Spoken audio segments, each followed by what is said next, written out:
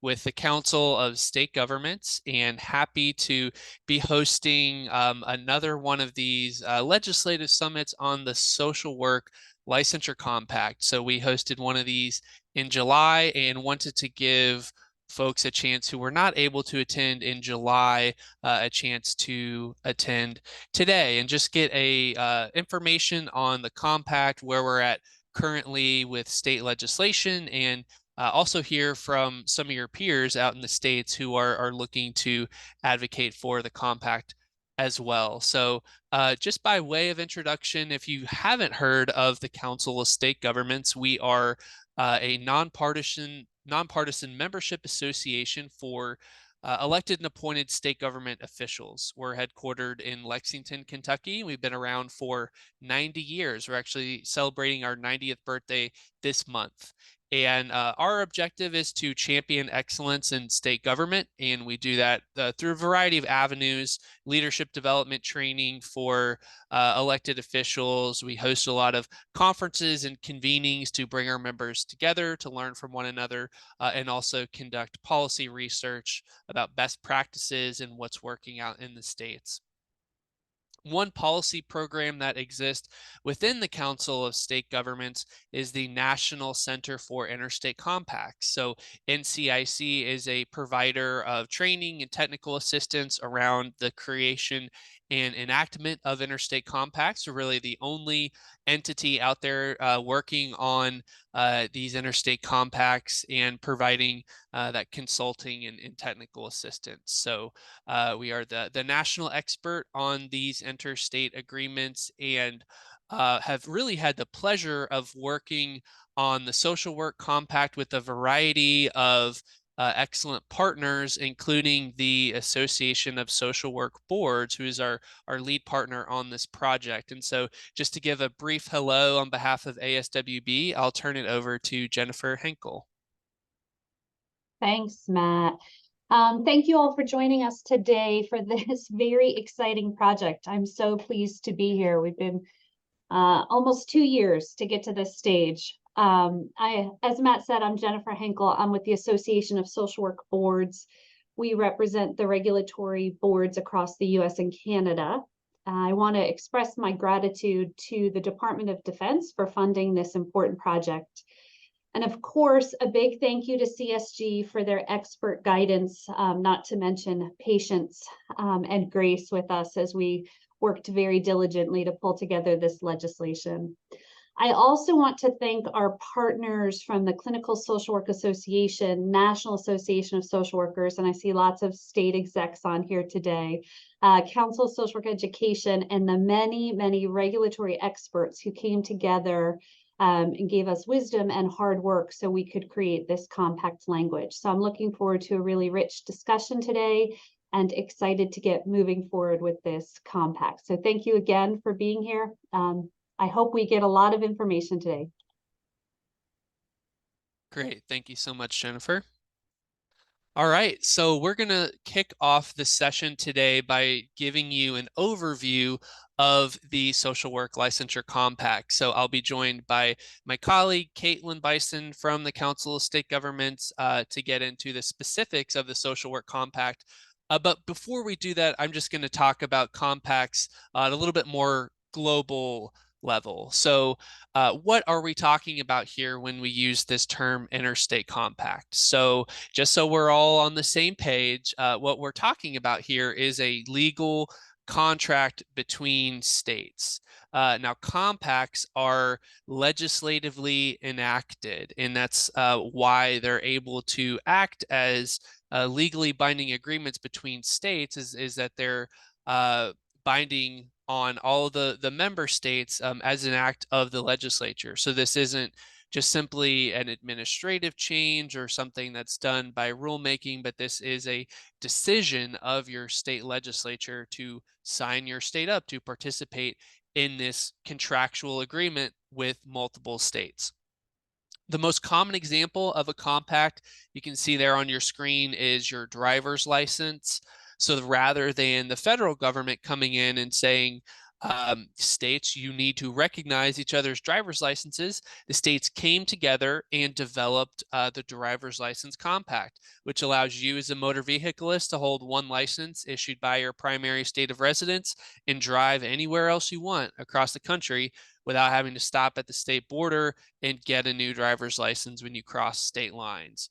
So these licensure compacts really kind of operate in a similar manner, whereby the goal and function is that you would just have to hold one state issued license, but you'd be able to practice in other member states via the compact.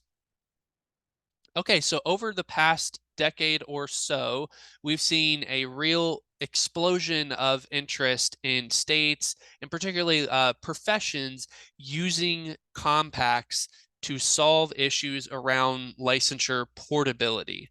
So the healthcare professions have long been in this situation where mobility has been difficult. Navigating the licensure process in multiple states is burdensome on licensees and practitioners. And so these compacts are seeking to eliminate some of those burdens and streamline practitioners' ability to practice in multiple states simultaneously. So at a kind of base level, that's all these compacts are trying to achieve, is the facilitation of multi-state practice.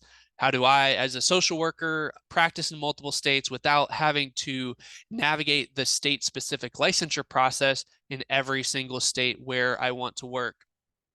And I think this is particularly impactful for social work just because of the amount of telepractice that occurs. We've heard through the creation of this compact of social workers holding more than 20 state licenses.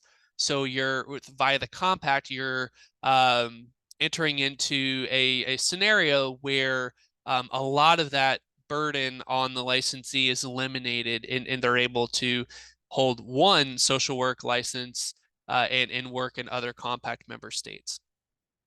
We always make the point that they maintain or improve public health and safety. This is largely due to the amount of information sharing that occurs amongst the member states.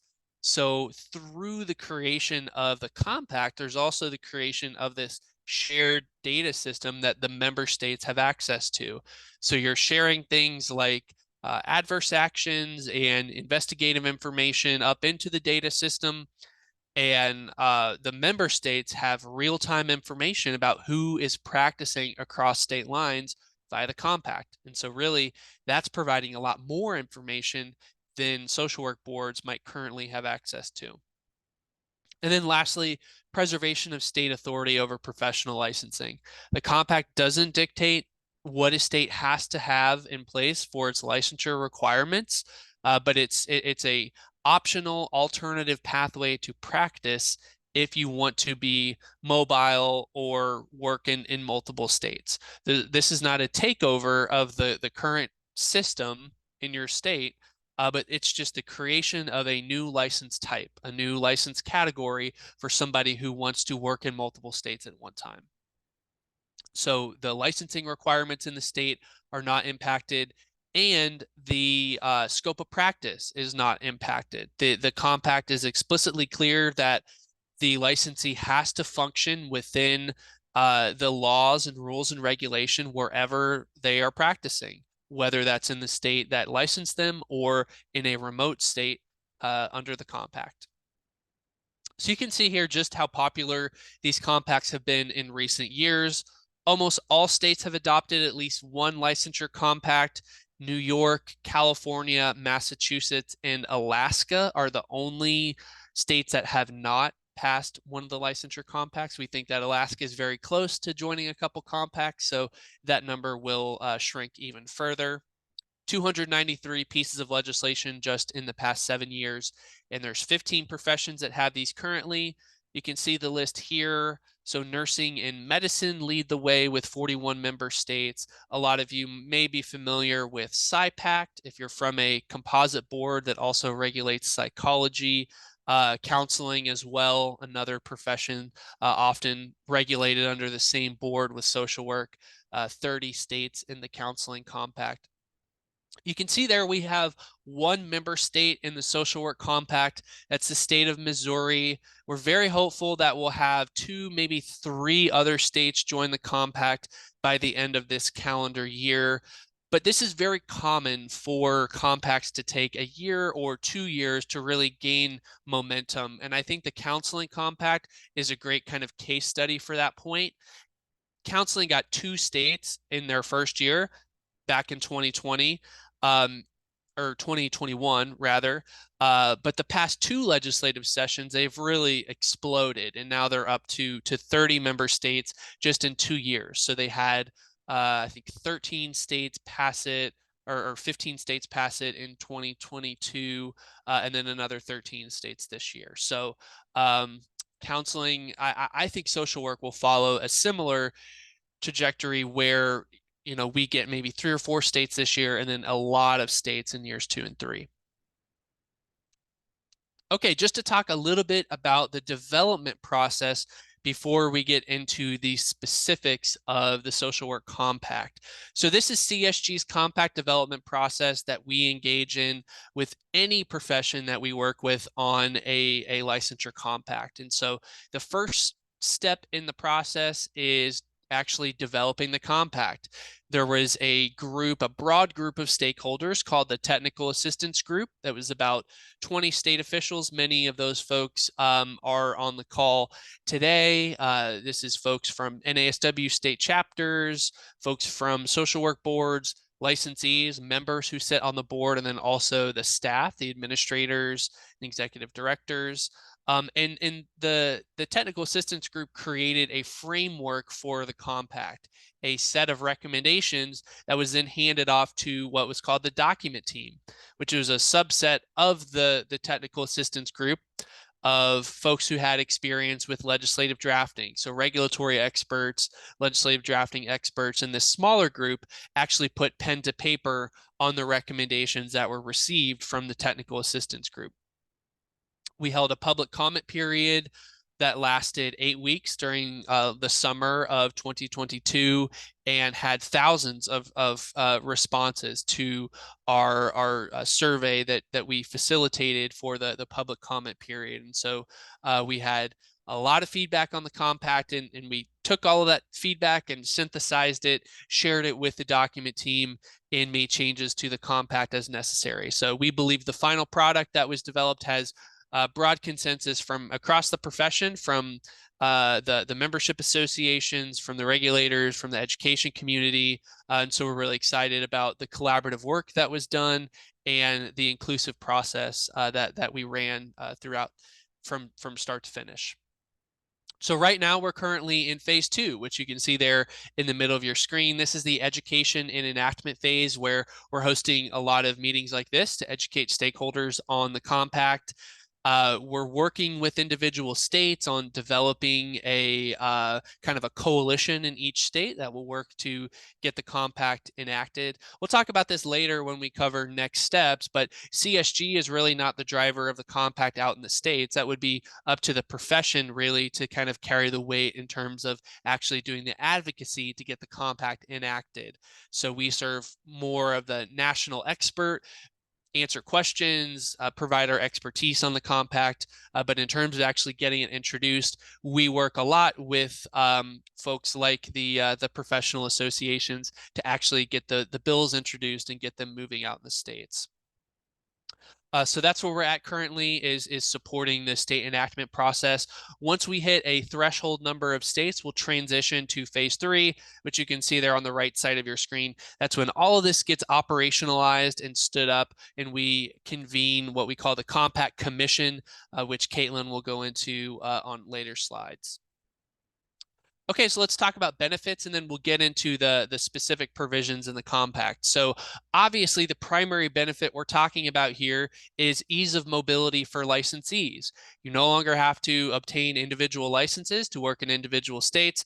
You're able to be more mobile, whether that's actually changing your residency and moving to amongst the compact member states, or just practicing across state lines. Maybe you live on a state border and you want to practice in person across state lines. The compact compact is has utility for that. And then also, obviously, the point that we have made so far about telepractice. That's another huge benefit with practicing across state lines. So you're expanding your ability to work into new markets. You're no longer bound by only the state where you're licensed, but you have opportunities to work in new states.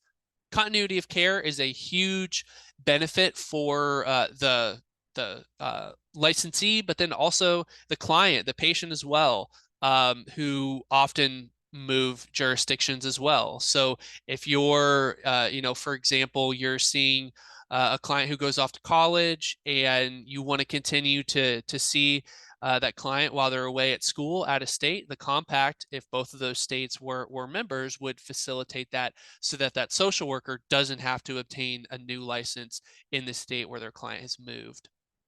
I've touched on the point about telepractice. And then lastly, supporting relocating spouses and military families. Haven't mentioned this up to this point, but all of this is being funded through a grant that CSG has with the Department of Defense. So DoD really cares about this issue, solving the licensure portability issues that their military spouses face.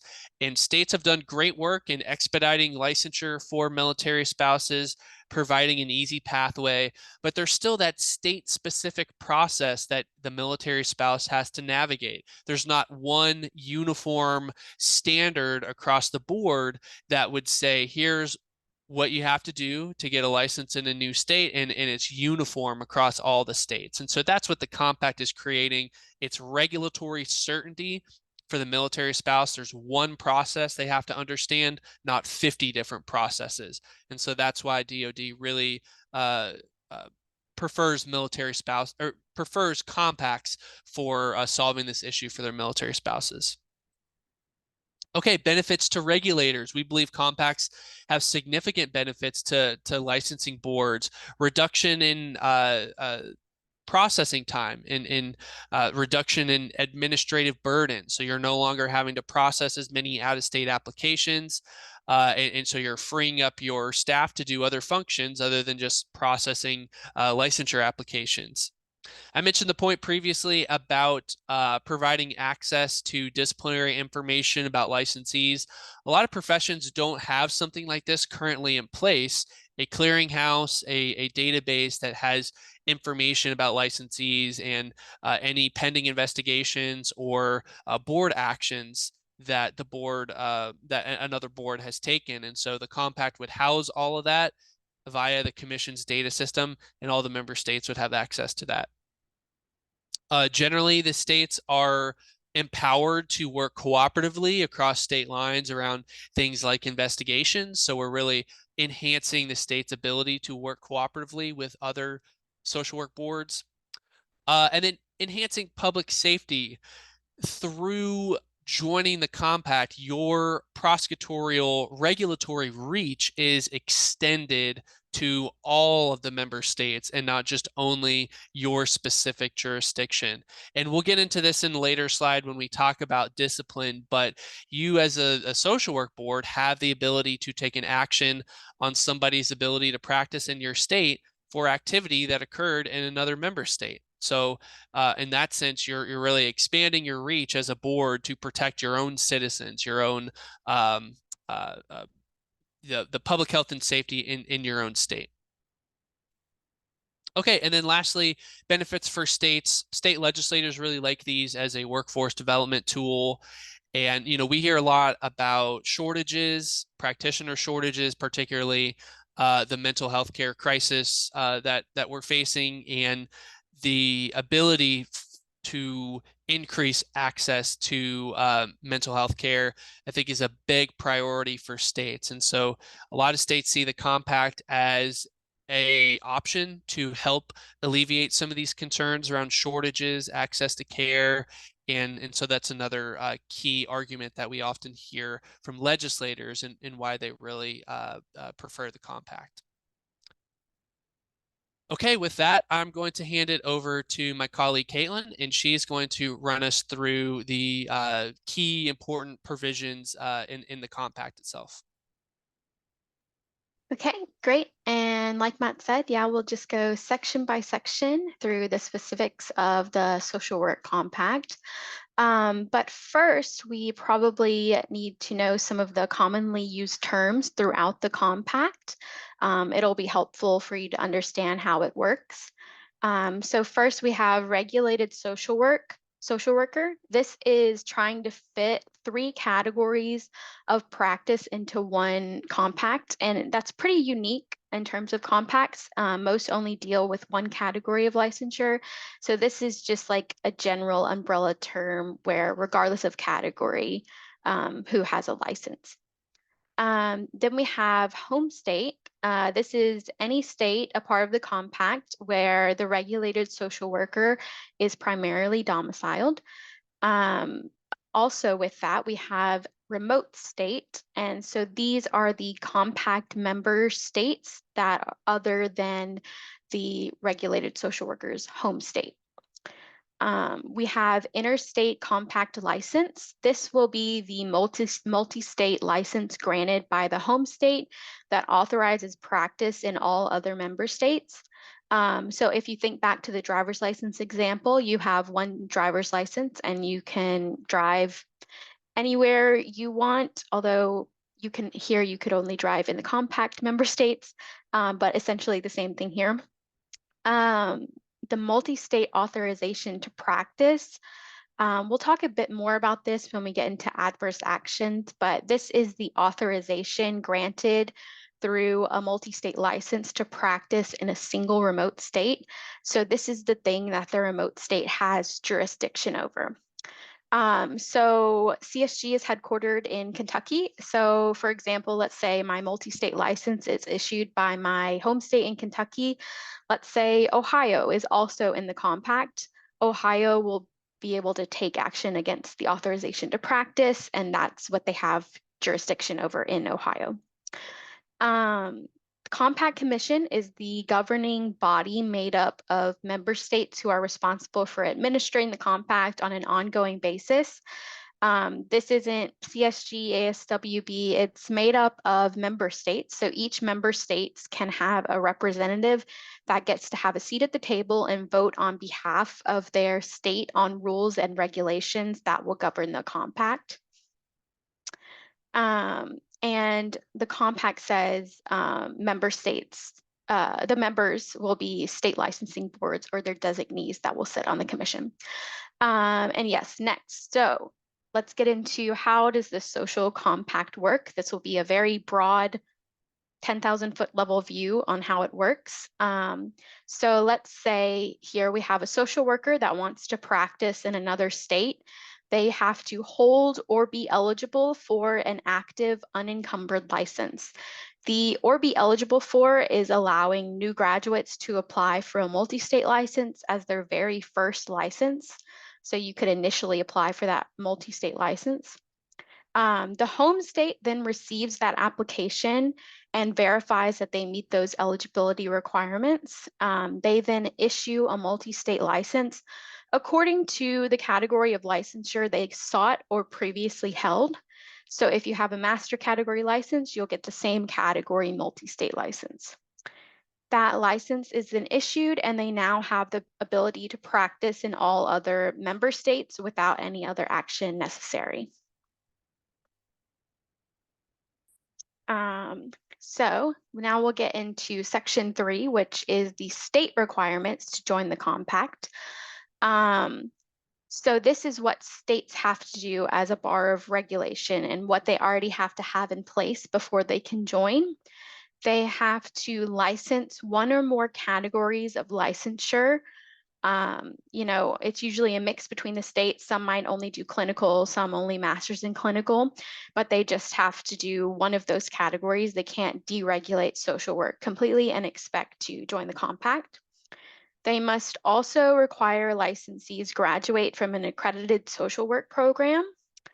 And they must require that applicants pass a qualifying national exam. This must be approved by the Compact Commission.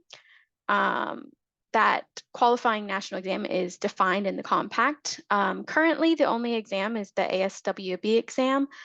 but it could be that exam or approved by the commission. And this gives the compact some flexibility if some other exam arose 20 years from now, and not lock one in forever. But for all intents and purposes of the compact, they would need to pass the ASWB exam. They must require a clinical category and complete supervised clinical practice. So that's only for the clinical category. There's no hours requirement. They're still eligible, just the state must require this, and they can't get rid of that requirement completely and still join the compact. Okay.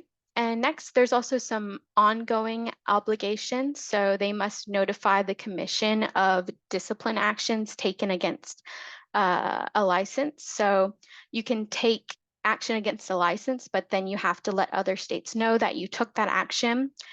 They also must comply with rules. The regulations of the commission must apply to all the member states. It's a contract, so you have to agree with all those conditions of the contract. They must implement a background check. This is not saying that compact state has to have that background check in place right now. It's just saying once you join the compact, you have to run a background check on anyone that will be using the compact.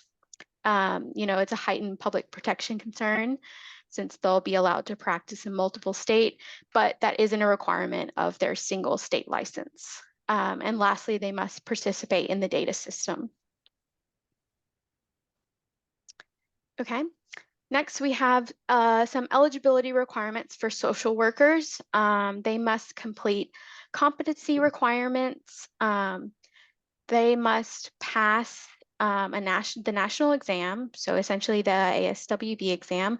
They must have a period of continuous licensure for social workers licensed before the exam was implemented. So if you were licensed prior to your state adopting the exam and have continuously held that would satisfy. Or you would have to have substantially equivalent requirements. So this gives the commission flexibility if there was another competency required that arose decades in the future.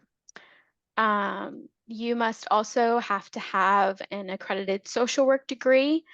This is master's or higher for masters, bachelor's or higher for bachelors. And for the clinical category of licensure only, there is a practice requirement for 3,000 hours of post-grad clinical practice or 2 years. And that 3,000 hours is as much uniformity as we can find, and the majority of states are at least at about that range. Okay, next. So other requirements in Section 4, like I said before, they must hold or be eligible for an active unencumbered license. Any limitation on that home state license prohibits from practicing the full extent of their scope of practice, so you wouldn't qualify. They must pay all fees related to applications. This is something the state sets. It's usually similar to the fee for a regular license or slightly higher. There's a continuing education requirement. They must complete those. But instead of completing the continuing education in every remote state, they would only have to complete those in the home state because your participation in the compact is contingent on you maintaining that home state license. And as long as you do, you have the ability to practice in those other member states. And you must also agree to abide by laws and regulations where the client is located. So the scope of practice is where the client is located. This includes telepractice. And if you violate their practice, that state can take action against their authorization to practice. Okay, just a quick summary of the remaining sections. Won't get super in depth on these as much. Section 5 just goes into how you actually administer the application process of issuing a multi-state license. Section 6 is just emphasizing all of the things that member state licensing boards retain control over, such as the single state licensing process, their scope of practice, things like that. Section 7 deals with a scenario if you want to move and change your home state license and just how to go about moving between compact member states. Okay, we'll get into that scenario a little bit with talking about the reissuance of a multi-state license. So here we have an example. Let's say state A, their multi-state license expires and state B issues a new multi-state license. You can only hold one multi-state license at a time. So there's an expedited process for you to get a new license in that home state. There'll be probably a background check, maybe a jurisprudence assessment over their Practice Act, but it's without primary source verification and a pretty seamless process to get a new multi-state license if you are moving between member states. Okay, and another summary of some remaining sections. Section 8 deals with military members and their spouses being able to designate a home state and keep that regardless of where they actually live. So this is just for the purposes of the compact to always keep that home state. Section 9 has to do with adverse action, what a remote and home state have jurisdiction over. Section 10 is the establishment of the Compact Commission. So the commissioner will be, like I said before, a state licensing board representative or their designee, usually or an executive director or legal counsel to the board. It's usually just the board staff falls in more in line with their daily duties. Section 11 is the data system. So this just talks about the type of info the system will collect, including like adverse action, their licensure information, things like that. Okay, and let's go back to section 9 about adverse action, and I'm gonna get a little more detailed about that one actually. So for example, I'm gonna give you 2 scenarios on how a state takes adverse action. So scenario 1 would be if a social worker violates a practice in their home state. The home state would conduct an investigation and take adverse action, and that adverse action is reported to all other member states, and their ability to practice in all of those member states is suspended. Because if you remember, their ability to be in the compact is contingent upon them holding an active unencumbered license in their home state. So if they don't have that anymore, they wouldn't be able to use the compact again until that license is restored to good standing. Okay, and in scenario 2, let's say a social worker violates their Practice Act in a remote state. The remote state would conduct an investigation and report the presence of the investigation to the data system, not anything specifically, but just the presence of that investigation. I think, it's usually like a flag to let all other member states know that this practitioner is under investigation in another state. That remote state cannot take action on the multi-state license itself because they didn't issue it. That was the home state. But they must report to the data system so all other member states can see.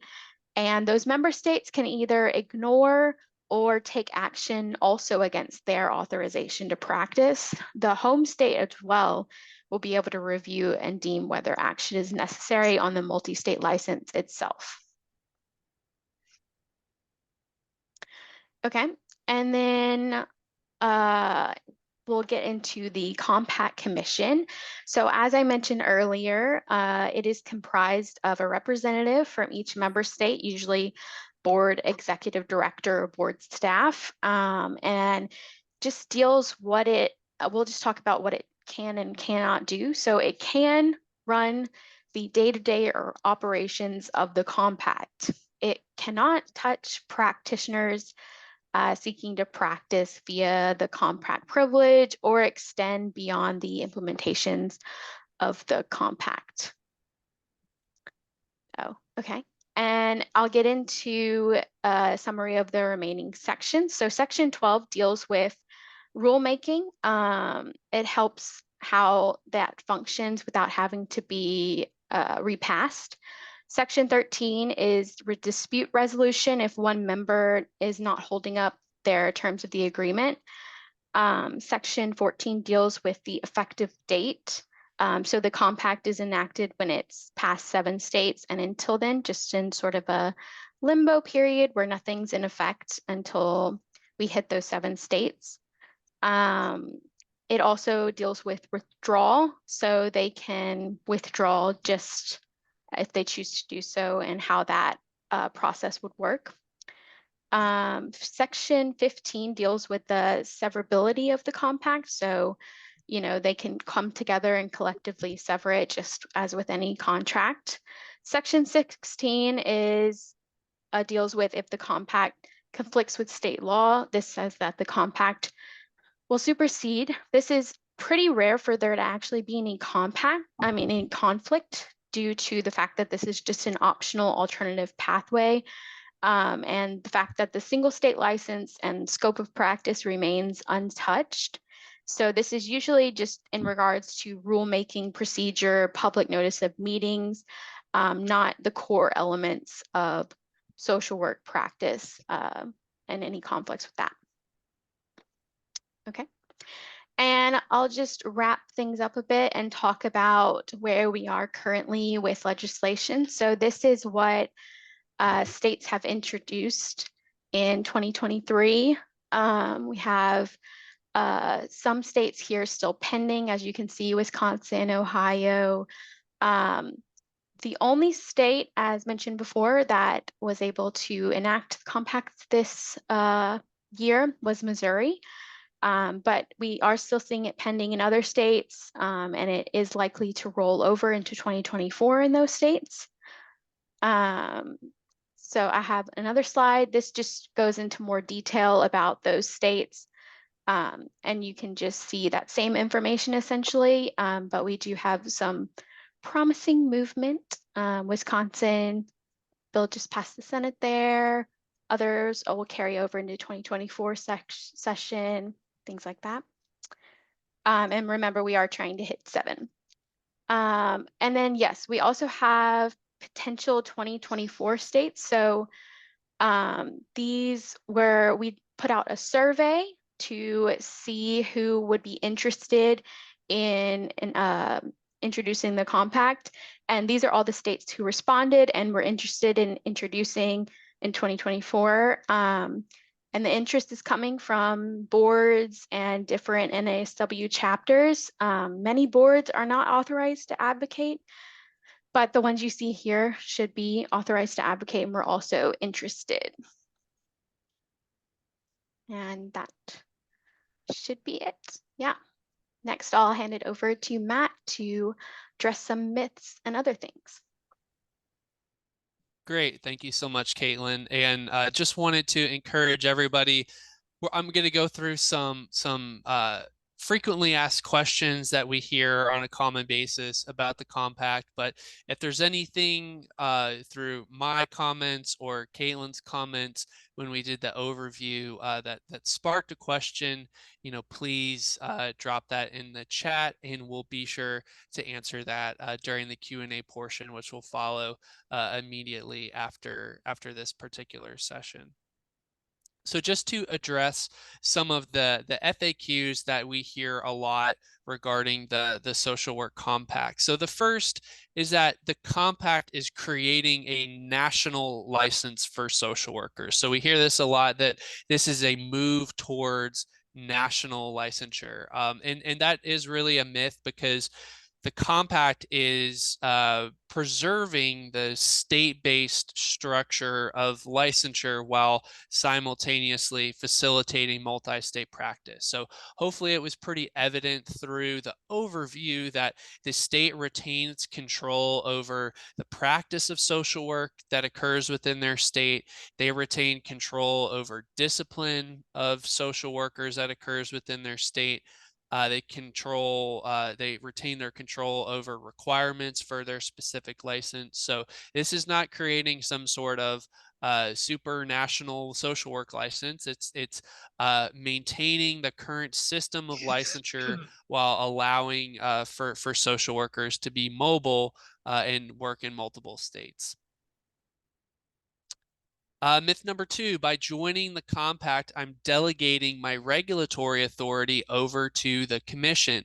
We hear this concern a lot, particularly from licensing boards, that the compact commission is somehow we're creating a super board that's going to be able to dictate things to the state, and that the commission itself would be able to take action against licensees in their state.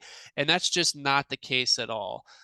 Like I just said with my previous comments, and also what Caitlin was outlining in the overview, is that the state retains control over regulation that occurs within their state borders. So your state has the ability to say, no, I don't want a practitioner to practice in my state if they violate that state's laws and rules. They can take any action against that practitioner just as if that person held a license in their state. And so from that sense, from a disciplinary standpoint, the state is really not delegating anything in terms of their regulatory authority, their ability to protect the public health and safety of the citizens within their state.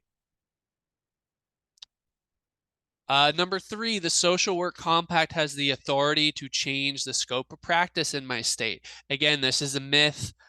The compact expressly says that the social worker must abide by the laws and rules where they are practicing, is where the scope of practice is dictated. So if I'm, let's use Caitlin's example again, if I'm licensed in the state of Kentucky, I'm practicing in Tennessee, I have to abide by Tennessee's laws and rules. So the compact commission can't do anything to say, Tennessee, you have to allow this social worker to do X, Y, and Z. Tennessee still retains the authority over setting their own practice act and dictating what social work in Tennessee, how it's defined. All right, myth number 4, the social work compact requires social workers to pass an additional exam. We get this question a lot. I've passed the ASWB exam. Now I have to take another national licensing exam, and that's just not true. The national licensing exam, and I'll get into this in a future FAQ, but is not saying that you have to take an additional exam. It's referring to the exam that the majority of social workers have already taken. So there should be no extra requirements tacked on that the social worker has to satisfy. Okay, and then another FAQ here. What is the qualifying national exam? So what we're talking about here, and what Caitlin shared, is currently as defined. I think the definition says something like a national social work licensing exam approved by the commission. So the commission, as a part of their initial rulemaking process, is going to define and say, here's the exams that currently meet the definition for qualifying national exam. Currently, there's only one out there. It's the ASWB exam. So until that changes, for all intents and purposes, the ASWB exam will be required to practice under the compact. So I'll say that's not limiting a state's ability to change examination practices for their individual single state license, but for the compact license, they have to pass the ASWB exam for all intents and purposes. And I'll say the reason why we don't just name the ASWB exam outright is just a general principle of best practices around statutory drafting. So you don't want to lock in a private entity into a piece of legislation that then is unchangeable and immovable in the future. And so, you know, if ASWB was to change their name or reorganize themselves or have a different exam, if there was another exam that arose in the future, the compact now, as it's currently drafted, is flexible enough to be able to change in the future with those potential evolution with the profession and social work examination practices. Okay, can a state join the compact if it doesn't license all three categories of social work practice? And Caitlin touched on this a little bit, but the state does not have to regulate all three categories of practice. There's lots of states that only license clinical or only license clinical and masters or clinical and bachelors. So all we're saying is that the state has to regulate one of those three categories, but it's not saying that you have to regulate all of them. And it's also not saying that you have to issue multi-state licenses for all the categories that you regulate. If you only meet the requirements at certain categories, then you would issue multi-state licenses corresponding to those categories. So let's just say hypothetically, you regulate all three categories, but you no longer require bachelor's social workers to complete the ASWB exam. Then you could issue multi-state licenses at the clinical level and at the master's level and just not issue them at the bachelor's level. How does the compact treat telepractice? So there's no specific provisions related to telepractice in the compact. The compact just treats it essentially as another modality of practice. So there's not like a special call out to telepractice. There's not special requirements. So it's just treated essentially in the same way as if as in-person practice. So there's no delineation or differentiation between the two. How does the compact deal with continuing education requirements? So Caitlin touched on this point, but the compact says that the social worker has to satisfy CE in the state, in their home state. In their home state that has issued the multi-state license. So they do not have to complete CE in every remote state where they're practicing. So if you're using the compact, let's say you're practicing in 10 different states at one time, you don't have to complete CEs in all of those remote states where you're practicing, only for your home state. So the whole principle is you maintain your home state license, you're able to practice via the compact in other member states.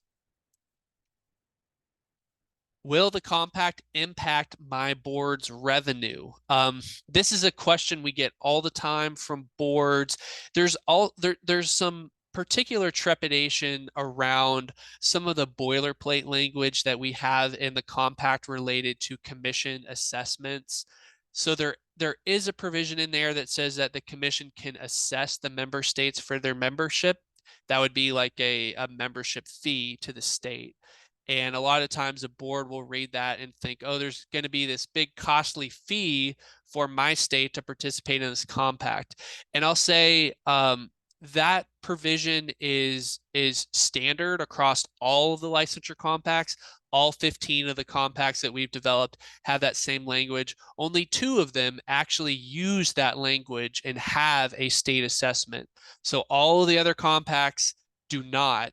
And what we've heard essentially from legislators is that we really like these compacts. We want to pass them. We just don't want it to be costly for our state to participate. So a lot of it's not typical that the compact commission will assess the member states. And the ones that do, it's also a fairly nominal fee. It's $6,000 annually for a state to participate in the nursing compact.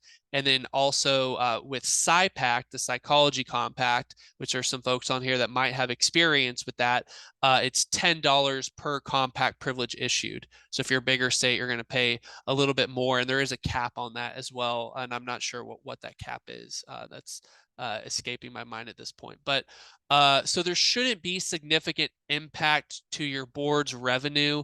I'll say, it's one thing for CSG to sit up here and say that. It's another thing for a licensing board that operates off of licensure fees to be comfortable with that answer. And so I would just encourage you, go to the other boards that are in your state that have implemented compacts and see what their experience has been. Go to your nursing board, go to your PT board, your psychology board, and see what their experience has been implementing these compacts, and if any, the revenue impact. And I think the story that you're going to hear is that it's pretty minimal to participate in these compacts from a state perspective. Okay, so those are just some common FAQs that we typically get, some myths that we have been hearing throughout the development process of the compact and over the past year or so working with the legislature. So with that, again, I'd encourage everybody to submit any questions in the chat below. I think there's a few so far. So Caitlin, do you want to read out some of the questions that we've gotten so far? Sure. One we just got is that they're wondering if the states can eliminate the exam requirements for their states as long as they maintain that exam option for those who want to pursue a multi-state license. So is that correct that the compact cannot determine those requirements for the single state license? Yes. So there's nothing in the compact that says a state has to do this for their single state license. So we keep using Kentucky as an example. So I keep using that. If Kentucky under this scenario wanted to remove the exam requirement for their Kentucky social work license, let's say at the bachelor's level, they could do that, and that would not impact their ability to join the compact. But if they were to join the compact, they would have to require the exam of anybody seeking a multi-state license under the compact. So they would still have to require the exam of a bachelor's social worker if they wanted to use the compact. But the compact doesn't say anything about what a state should or should not do with its individual single state license. So states can still dictate, explore alternatives, and think about other competency measures for their single state license. Okay, not seeing a lot. There was one question earlier. Do we know of the reasons that in those states where the compact did not pass, do we know the reasons that it failed in those states? Yeah, so, and I guess the term failed is probably not an appropriate term. I think in a lot of those instances, we really just ran out of time. That was certainly the case in Utah. Utah has a very short legislative session. We finalized this language in March, late February, early March, and Utah's legislative session ends in the middle of March. And so they tried to get the compact through in like 2 weeks, and it was just unsuccessful because of a timing issue. And in some other states, in Vermont, in New Hampshire, we had missed the filing deadline, so they tried to amend it onto an existing bill, and that just didn't work. So in all of those instances, it didn't fail necessarily because there was any opposition to the compact itself, but more of just a timing issue. I think that was the main reason why we didn't get a lot of states this year, is just we missed a lot of those filing deadlines for bills. And we have kind of a follow-up question real quick. Is there any interest coming from California or New York? I'm not aware. We haven't spoken to any stakeholders in those particular states. And I'll say, I mentioned this briefly in my previous remarks. New York and California have not passed any of these licensure compacts yet. So I would not be holding my breath about them passing this one anytime soon. But we're always hopeful, and we're happy to work with any state who's interested. So if this particular individual wants to try to get the ball rolling in California, we're happy to work with them on that. Okay, and could you talk a little bit about any possible loss of revenue for state boards with these compacts and what we've seen with other compacts and what the fees and those kind of things look like? Yeah, so I touched on this previously in my remarks, and I saw the comment related to, there's an aspect here where you're no longer receiving those licensure fees for the out-of-state applications. And so that is certainly a fear that we consistently hear from boards. Again, I just encourage you to go and talk to the other boards that are in your state that have done this, and I think they'll tell you that the revenue impact is pretty minimal. I'll also say that, every state retains their ability to set the fee for the multi-state license at whatever they want to. So in theory, a state could set their multi-state license fee higher than their single state license fee to help offset some of that potential revenue loss. So, with the nursing compact, oftentimes the state will just mirror what the single state license fee is, but sometimes states will set it a little bit higher. The licensee has justification for wanting to pay that because they're getting so much value from the compact. And on the board side, you do recoup a little bit of that potential revenue loss.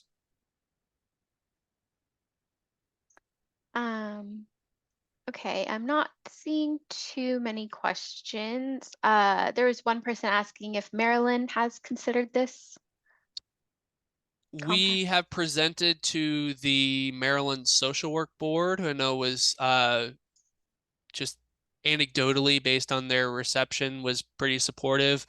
We haven't had any conversations with specific legislators in Maryland, but I'll say Maryland is a pretty compact friendly state, and there is a lot of appetite for this in DC and Virginia as well. So I think that makes the argument very strong in Maryland to adopt it as well.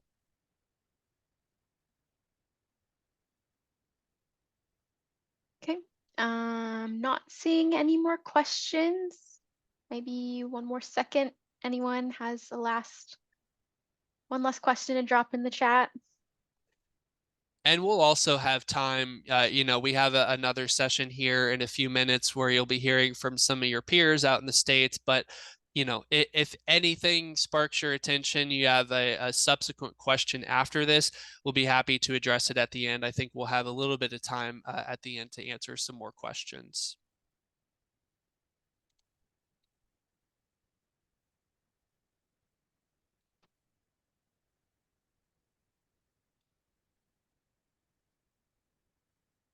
All right, Caitlin, I'm not seeing any other questions, so we will hand it over to you and you can introduce our panelists for the next session. Okay, great. Like Matt said, we have two panelists here with us today, Toby Zavala and Mark Herstand. I'm just going to ask them a series of questions to get their unique perspectives on how everything works on the ground. So first, I'll just let them introduce themselves. Toby, if you want to go ahead and do a brief introduction. Sure. Thank you, Caitlin. This is Toby Zavala. I'm the Executive Director of the Arizona Board of Behavioral Health Examiners. I've been with the board since 2010. We are a composite board, so we oversee social work, counseling, marriage and family, and substance abuse licensees. Mark? Yeah, Mark Herstand, Executive Director, NSW Wisconsin, and I've been there 31 years. Okay, great.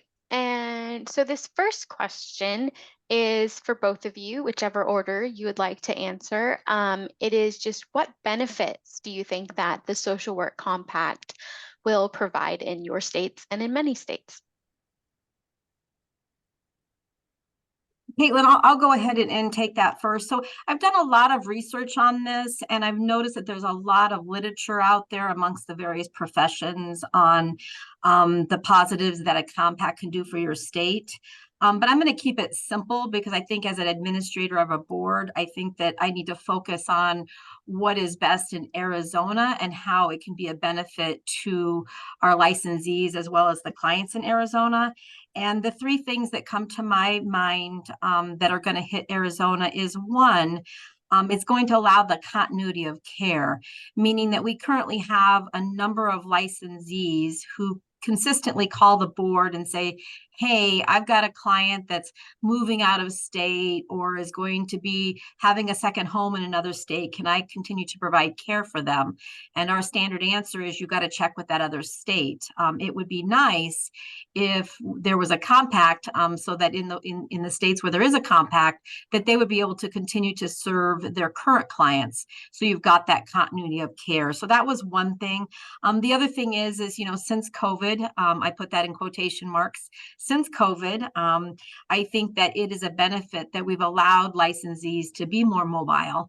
And not to have compacts would allow them to not have multiple licenses in various states and having to keep track of expiration dates and renewals and so forth and so on. And I think it would allow licensees, for example, if you're licensed in Arizona, it would allow you to work in other states, working with prospective clients who are in need of services. And then thirdly, I don't know what it's like in the other states because I don't look at the statistics, but I will tell you there's a statistics out right now where about 42,000 Arizona residents did not receive the mental health care that they needed due to the lack of licensed individuals and due to the workforce. So if Arizona were to participate in a compact, this would allow our mental health agencies and even group private practices to hire individuals to do telehealth that are not licensed in Arizona, but that are part of the compact. And again, as an administrator for Arizona, I see those being the three most promising and most helpful for the state of Arizona. And that's all I have right now. Okay. And Mark, did you have anything to add to that? Yeah, so I became really aware of the need for a compact during COVID-19, the height of it. As all of you know, there was a lot of people, particularly those in colleges, who moved home, and many of them often was out of state, and they wanted to continue to see their therapist. So I had a lot of questions from therapists asking if they can continue to see their clients. So that's a huge one. I continue to get those questions. The second thing may be slightly more apropos to Wisconsin, but licensed clinical social workers who move to Wisconsin have a terrible time getting licensed here because our requirements are slightly higher than other states, and they have to prove that they did their 3,000 hours of clinical practice, that they did diagnosis and treatment, so that they have to have a supervisor of their hours. And I have people who are coming here with 30, 40 years of experience, and it's impossible for them to get a supervisor. There's also certain coursework they needed to take, and they don't have the syllabus from that. I've had people tell me flat out they're not getting licensed here because it's just too difficult. And we, like many other states around the country, we have a shortage of mental health providers in most parts of our state. We've had people with waiting lists. People have been hired to go to work, and then they've had to wait a really long time before the licensing process works out. So it would be a tremendous benefit for our state, both for continuity of care with clients, but also to ease the mobility process, particularly of LCSWs moving to Wisconsin. Okay, great. Thank you both for that. Now I'm going to get into some more targeted questions to each of you specifically. So this first one would be for Toby. You were on the project team that participated in the development process for this compact. Could you talk a little bit about your experience being involved in that development, and what were some of the challenges that were faced? Absolutely. Thank you, Caitlin, for that. Yes. So Matt had mentioned this group a little while ago in his presentation, and this is what they called the Social Work Compact Technical Assistance Group. I believe it began in 2021. I was very honored to be that individual from Arizona that was chosen to not just represent Arizona, but to have a voice for Arizona and the needs that we have for Arizona. And this group, for the lack of better words, was a group that was put together where we were allowed to develop a framework for the compact. And as Matt mentioned, once that framework was developed, it went back. Some changes were made based on public comment. So it was a really great opportunity, you know, for each state to be involved to develop that framework. As for the challenges, I find that an interesting question. And for those of you that are on that know me, I have a little bit of humor behind this, but you know, we all have personalities, right? So some stronger than others. And so here you put this large group of individuals that have different personalities in the same room, and in a very short period of time want us to develop something that's so important, not just to your own state, but to the profession of social workers. So I feel like we all kind of went in there a little bit, including myself, a little bit being protective of our state. And then, of course, thinking our state was the best, again, including myself.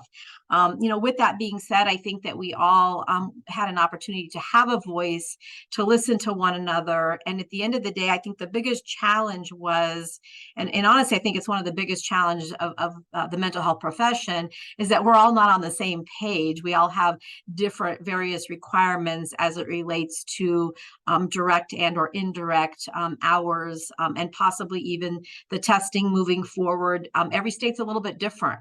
And as I mentioned, every state was better than the other state. And so we all had to kind of take a step back and be reminded of what is our purpose. And our purpose is to protect the public. And we had to develop basically what I would call a happy median that we could put forward for public comment to develop that framework for the compact. Other than that, I'm not sure that I saw any other challenges.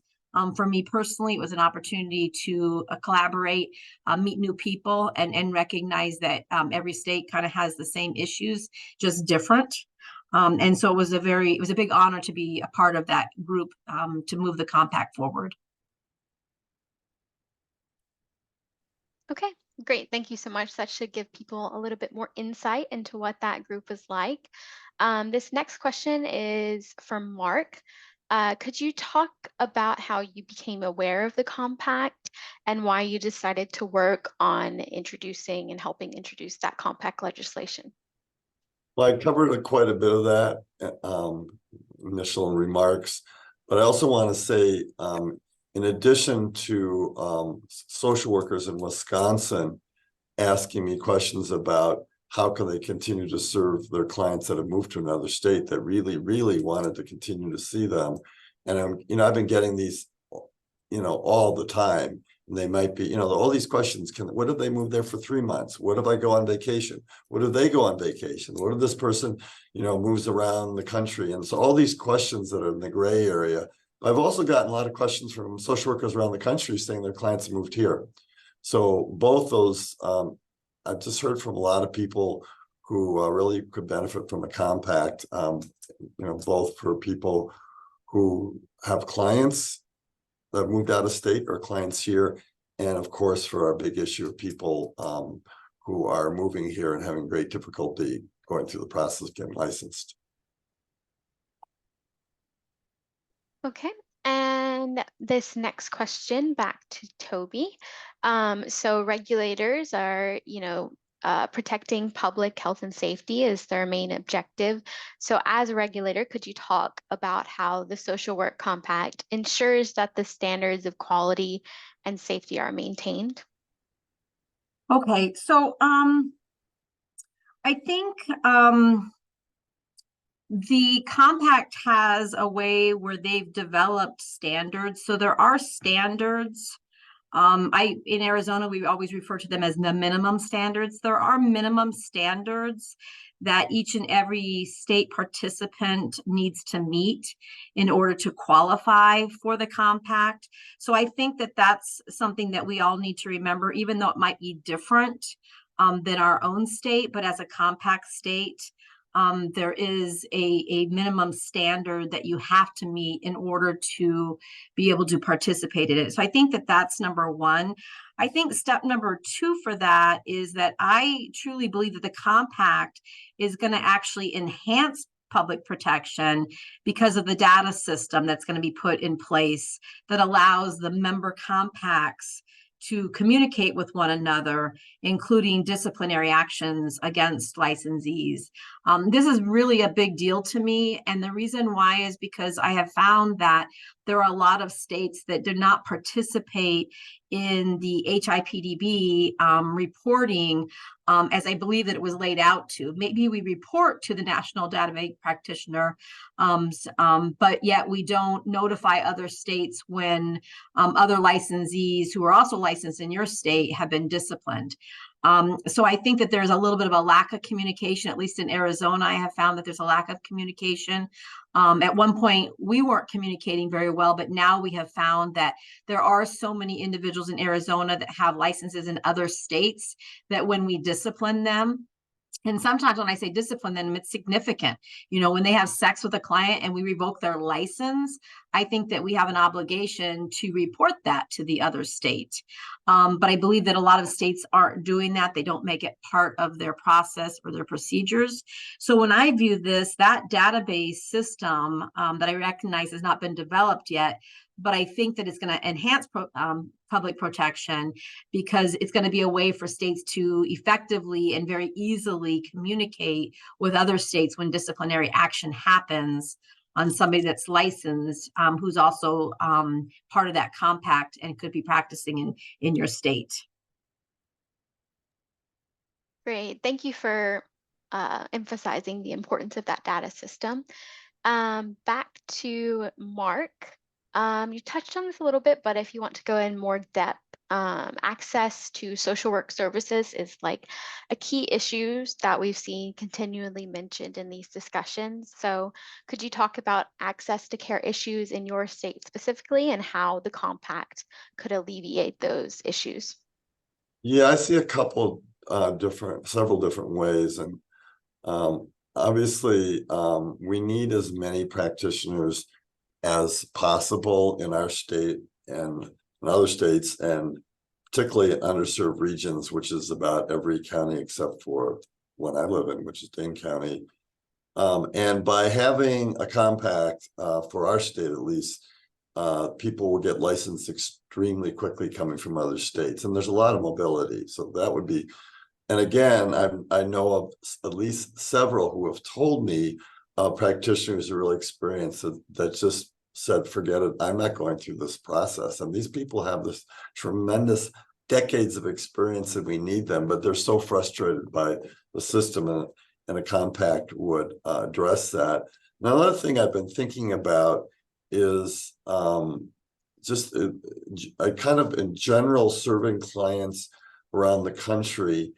If you have, if you have a practitioner, for instance, we have one of our very experienced practitioner is fluent in Hmong, and she could provide her services across state lines because I bet there aren't that many Hmong bilingual LCSWs. In addition, I'm in contact with some deaf and hard of hearing folks who can't pass the exam, but there's hardly any LCSWs who know American Sign Language. And so I think also, and also you look at all the new immigrants that are coming into our state and around the country, whether it's Afghani from other parts of Africa, Ukrainian. And if you have people that have LCSWs that have language abilities, their ability, it would be a real benefit for them to provide services to other people from their background in other states. So I think that's another benefit that in terms of access to culturally relevant, appropriate services that would benefit from the compact when it's implemented nationwide. Great. That really paints a bigger picture in terms of the compact.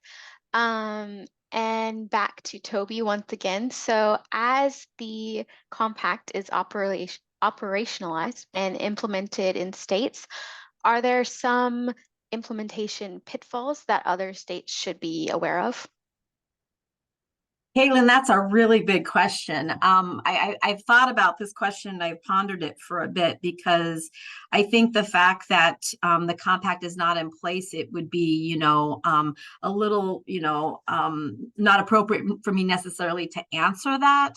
With that being said, I think that there's a lot of things that we need to consider, particularly as executive directors. That we need to think about. We need to be proactive. We need to ask a lot of questions. As far as I'm concerned, the compact's going to happen in Arizona, whether it happens this year or next year, it's happening. And so I think that it's important to collaborate with the various other states that have participated in a current compact or one in the past about things that they came across, maybe some unintended consequences that they weren't aware of.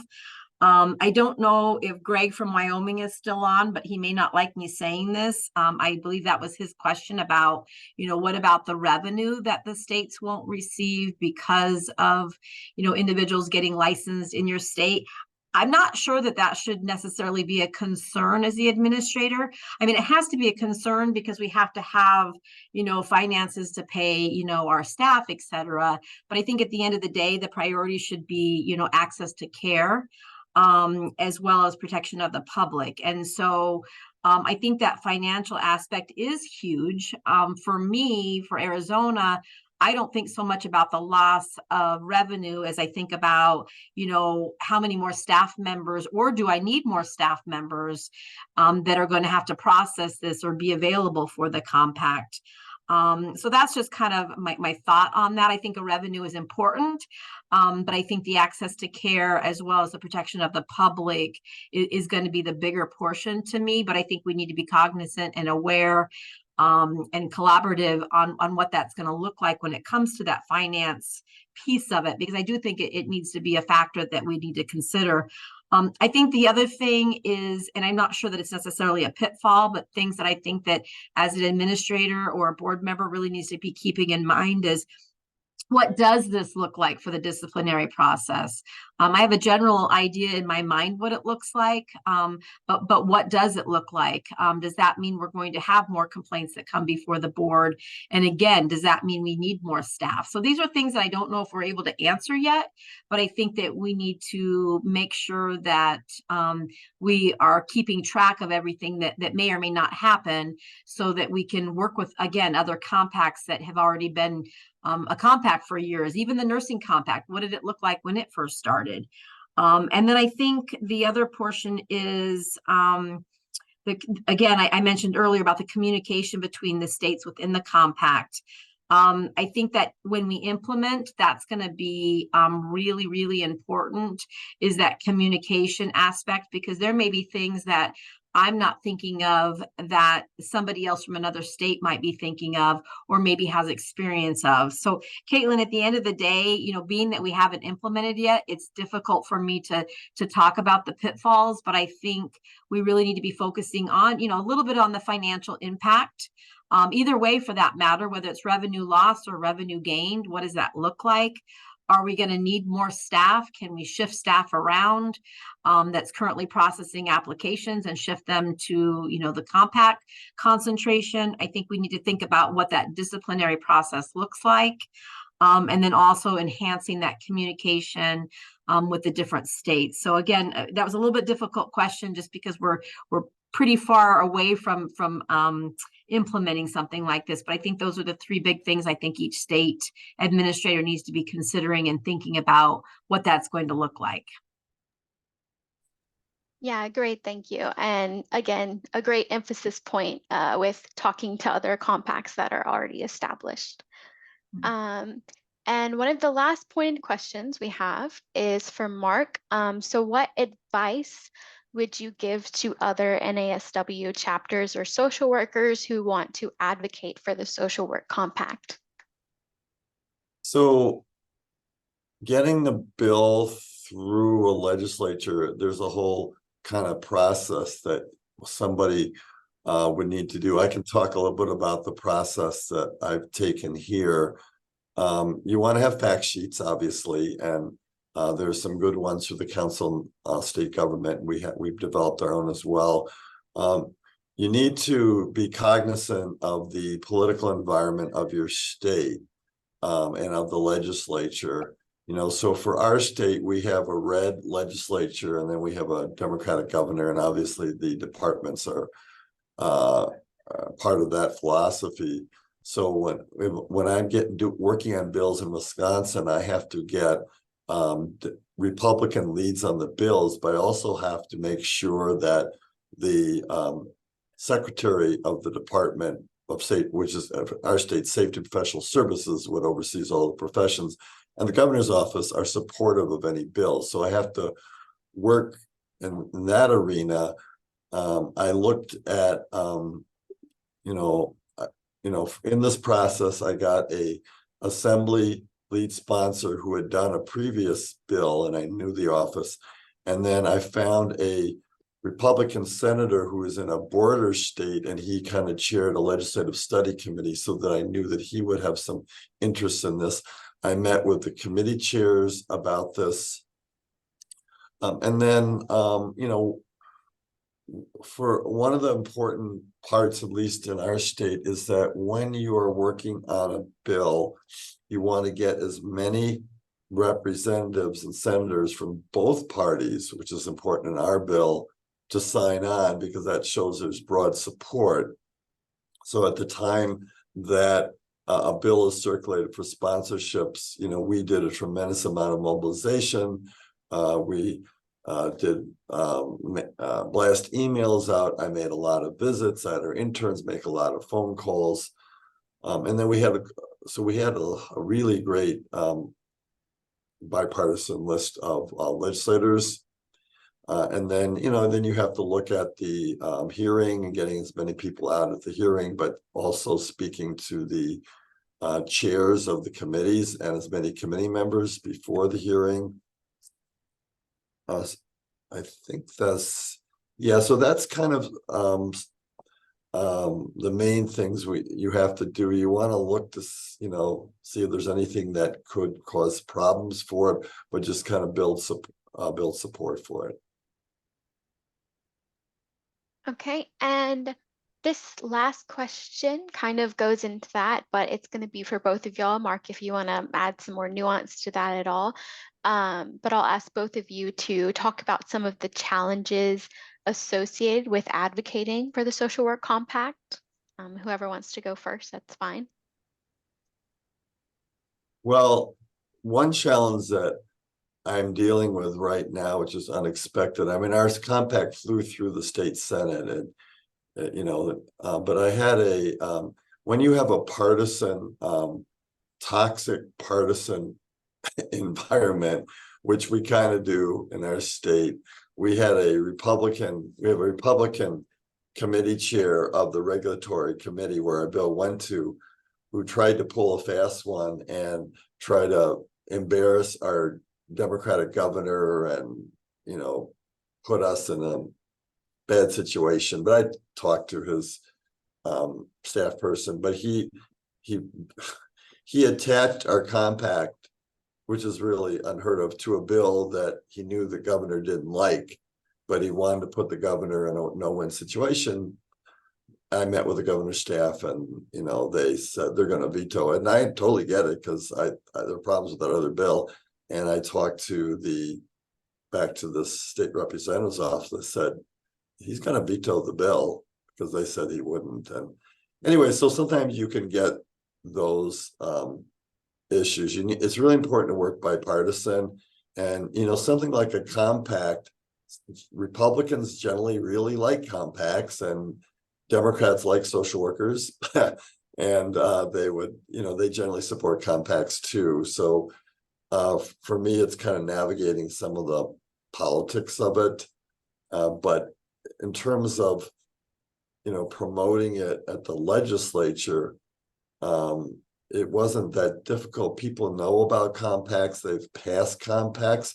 Now, some of your states haven't had any compacts passed, then you have to go through that process. But our state had already passed them, and these legislators had already been on compacts before, so that made it a little bit easier. Okay, and Toby, did you have anything to add to that? I do, and I appreciate what Mark is saying, and I'll just kind of reiterate a couple of the legislative items he mentioned, and then I'm going to just kind of focus a little bit more as an administrator and what I believe that our role is. But I think what Mark said about the political climate and environment is really, really important. In the state of Arizona, I'm actually a registered lobbyist, but I can't actively lobby, which I know makes zero sense. But I think as an administrator of the board, we have a role, a very important role. And even though we're not able to lobby necessarily, I like to use the word educate. So maybe I'm not lobbying, but I'm educating the legislators. Arizona is a purple state, so our governor is a Democrat, our Senate is Republican, so there's a lot of toxicity there. It may be kind of a rough year to make this happen. But at the end of the day, you know, as administrators, we have to do what we need to do to make sure that we have a seat at the table and that we have a voice. And so I think for the administrators that are here and or board members that are here specifically, I think what you need to really do that I'm doing now is collaborating with the NASW Arizona chapters who are collaborating with NASW National. We also need to work with ASWB, who have more than once offered their assistance and help in regards to passing the compact in our states. I also think we need to work with the mental health agencies of your state. For Arizona, we have what you call the Human Service Council. They actually have agencies that are members of that council. And so I work with them to work with the agencies. These agencies are big, and the owners of the agencies are even bigger. And they know legislators, and they have weight, and they have money. And they're able to push this through if they can understand how it would be a benefit for their agency. And then the other thing, at least for Arizona, being that we are a composite board, I think it's important for us to reach out to the other professions so that they can be supportive of it. Yes, they can't be part of the social work compact as a counselor, as a marriage and family therapist, or a substance abuse licensee, but their impact could be very beneficial, and their lobbying of their association or even of individuals, I think, could be very important. So I think, again, as an administrator, we often think that we're busy just running the day-to-day operations of our board, but when something like the compact comes around, we need to have a voice, and we need to make sure that our voice is heard, and we need to give voices to our licensees as well and provide them opportunities and areas where that they can be supportive of such a good opportunity for our state to enhance public protection and allow more clients to be served that have not been served because of the lack of the workforce in our various states. That's all I have, Caitlin. If I could add something, Caitlin, so which I picked up from what Toby was saying, is that it's helpful to get other organizations, groups like Mental Health America and NAMI and groups like that to also sign on to your compact. You know, both parties are supportive of mental health services. They do it differently. So if you have you can also show this will really help mental health services in the state. And you have these other groups there that can be a real benefit also to the politics of the compact in your state. Great. Thank you both so much. That's the end of my questions, unfortunately, but thank you both again for, providing your perspective and expertise on this. We really appreciate it. I think we'll get into the next portion of this session, which is how to get involved. And you can see here we have like different advocacy stakeholders, we have the NASW chapters, who are a great resource for on-the-ground advocacy efforts in your state. And, that was an integral part of getting the compact enacted in Missouri. We also have state social work boards here, similar like mentioned before, some are able to advocate and some are not, but regardless, they should be a great source of information, just like Toby is. And we also, as you can see at the very top, have CSG as a great resource of information for education, resources, and expertise about the compact. We can provide educational testimony and other resources like that during the committee hearing process. And our emails will be listed at the end of the presentation if you'd ever like to reach out. Also in this little bubble is the Defense State Liaison Office. They've been pretty integral in getting most of these compacts done and can answer a lot of questions specifically about how compacts affect military families. And obviously the last one are legislators. They're very key stakeholders in getting this compact legislation passed and having to work with them to get it passed in your states. So having a coalition of all of these groups will help in conversations with the legislators as well in your advocacy efforts. Next, just wanted to cover what bill drafters should know. We have the final compact language available at the website there, swcompact.org. We would like for CSG to be contacted during that process as early as possible to review the bill because there shouldn't be any material language changes in that compact. Each state has their different idiosyncrasies between the language, but anything substantial, we would need to review to make sure that's not in the compact as it could affect, the establishment of it. So we have the PDF version up on the website, and you can contact us for the Word version if needed, and we can just make those reviews and make sure those changes haven't been made. Next, we'll talk about the website. So swcompact.org. We have some great resources on the compact there. Under the toolkit page, you can find lots of information such as a letter template of support, the model language that will hopefully be introduced in those states, and other resources.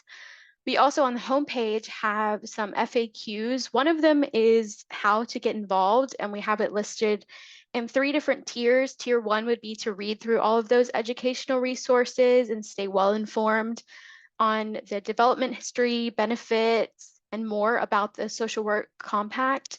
Tier 2 would be to contact your state chapter or national office of your professional membership, so your NASW chapter or your state licensing board, to see about opportunities to get involved. And Tier 3 would be to contact your state legislators to advocate for the social work compact.